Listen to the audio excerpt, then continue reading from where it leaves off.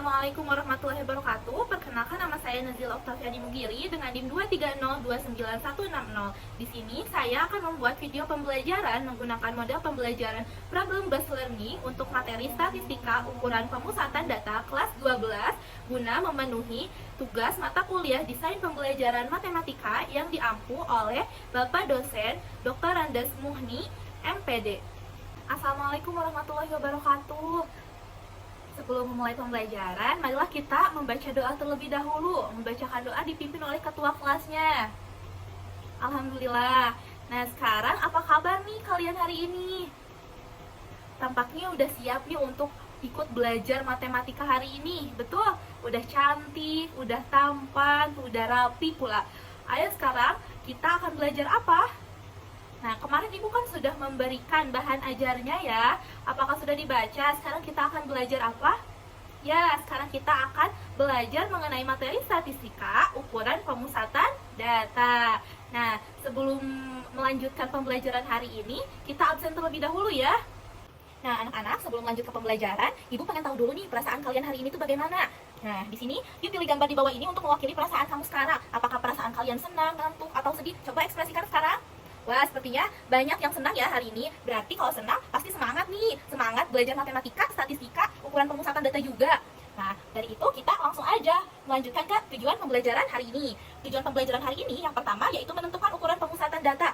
Yang kedua, menganalisis ukuran pemusatan data. Dan yang ketiga, menyelesaikan masalah yang berkaitan dengan pemusatan data. Selanjutnya, sebelum kita lanjut nih, kita harus mengingat kembali nih pada sebelumnya. Pembelajaran sebelumnya minggu lalu kita belajar apa? Belajar statistika, penyajian data. Masih ingat gak apa itu statistik itu? Nah, untuk mengingat kembali, mari simak video berikut ini. Statistik adalah sebuah ilmu yang mempelajari bagaimana cara merencanakan, mengumpulkan, menganalisis, lalu menginterpretasikan, dan akhirnya mempresentasikan data. Kita bisa menggunakan ilmu statistik untuk mengolah data hasil pemilu contohnya, atau data vaksinasi COVID-19. Bisa juga dipakai untuk penelitian skripsi, tesis, dan lain-lain. Di dalam statistik ada dua ukuran. Yang pertama ukuran pemusatan terdiri dari min, median, modus, kuartil, dan desil. Sedangkan yang kedua ada ukuran penyebaran, jangkauan, simpanan kuartil, simpanan rata-rata, simpanan baku, radang, atau varians. Nah, banyak bukan manfaat dari mempelajari statistika ini? Tadi tahu kan apa itu statistika? Nah, ukuran pemusatan statistika juga ada mean, median, modus, kuartil, dan desil. Nah, untuk pertemuan kali ini kita akan mempelajari tiga terlebih dahulu, mean, median, dan modus. Teman-teman, untuk lebih paham lagi, mari kita simak video animasi ini untuk mengetahui apa aja sih manfaat kita belajar statistika, khususnya pemusatan data ini.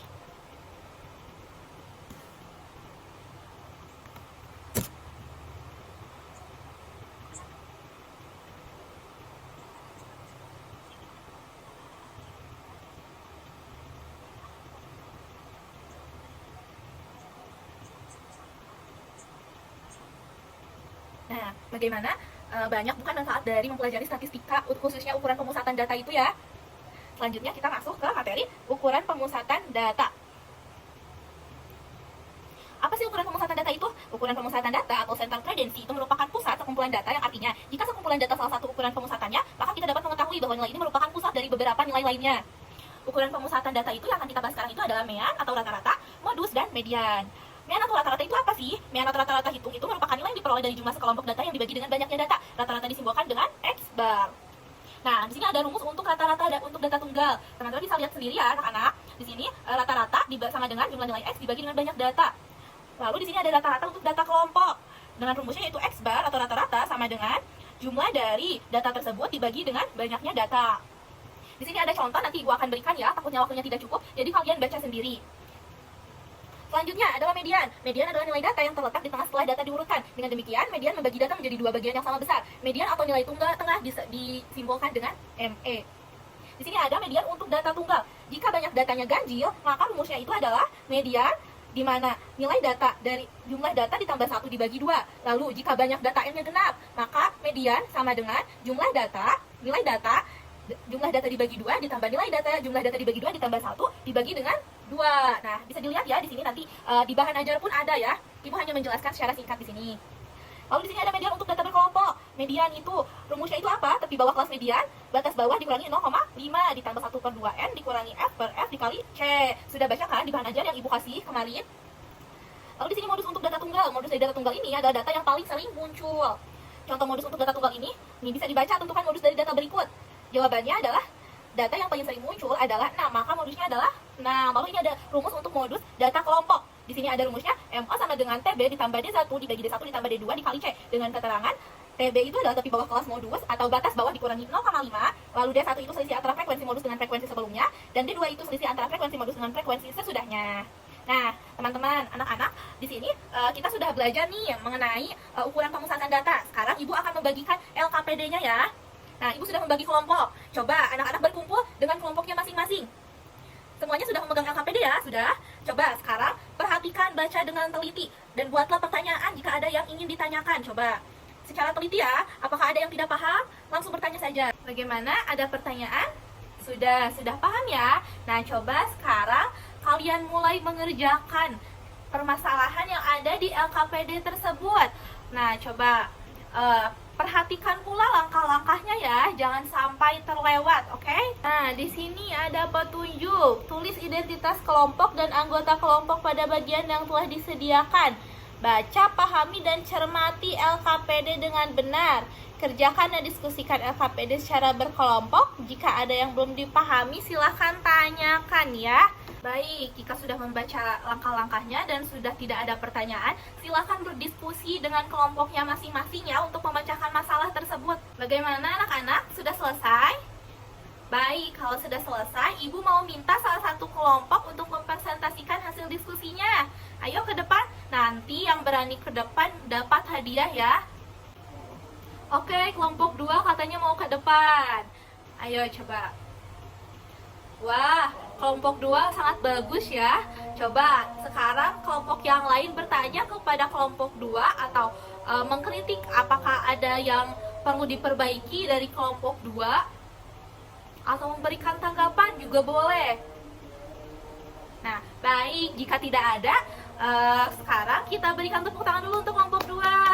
Wah, bagus sekali ya kelompok 2 menyampaikan hasil diskusinya dengan berani. Nah, Ibu harap bukan hanya kelompok 2 saja ya yang ingin maju ke depan. Kelompok lain pun harus berebutan untuk ingin mempresentasikan hasil diskusinya agar nanti teman-teman yang lain pun tahu dan bisa memperbaiki kesalahan yang mungkin kita salah dalam mengerjakan hasil diskusi tersebut, permasalahan tersebut. Nah, sekarang karena semuanya sudah beres ya mengerjakan LKPD masing-masing kelompok, Ibu minta fotokan lalu kirimkan ke Google Form yang telah disediakan ya, yang telah Ibu kirim di WhatsApp group. Sekarang kita akan melakukan tes terlebih dahulu ya. Bukan tes, ini kuis sih. Kalian Ibu akan memberikan beberapa soal dan ini dikerjakan masing-masing individu, siap? Makanya kan tadi kalian sudah belajar dan dari semalam pun Ibu sudah memberikan bahan ajarnya. Sekarang tadi kita sudah belajar bersama kelompok menyelesaikan permasalahan. Nah, sekarang kita belajar menyelesaikan permasalahan sendiri, oke? Ibu bagikan nih lembarnya. Alhamdulillah, semuanya sudah beres. Ayo sekarang kumpulkan ke meja Ibu. Nah, anak-anak, ada yang bisa menyimpulkan tidak? Pembelajaran hari ini tuh kita sudah belajar apa saja sih? Ya, pembelajaran hari ini kita sudah belajar mengenai ukuran pemusatan data. Kita telah belajar mengenai apa itu mean, apa itu median, dan apa itu modus, dan bagaimana cara mencari mean data kelompok, kita mencari median data kelompok, dan modus data kelompok juga kita sudah mencari. Nah, bisa ada yang mewakili satu orang? Iya, boleh Nadia, silahkan. Nah, anak-anak, untuk lebih memahami materi ukuran penyajian data ini, Ibu punya tugas nih untuk kelompok. Nah, Ibu punya tugas, nanti Ibu kirimkan ya. Nanti tugas tersebut dikerjakan dan di sana ada tenggat waktu pengumpulannya. Jangan lupa ya. Untuk pertemuan selanjutnya, Ibu akan memberikan bahan ajar kembali. Nanti kalian pelajari terlebih dahulu sebelum belajar. Nah, mungkin sekian untuk pertemuan kita hari ini, mempelajari mengenai materi statistika ukuran pemusatan data. Sekarang mari kita berdoa terlebih dahulu. Berdoa dipimpin oleh ketua kelas.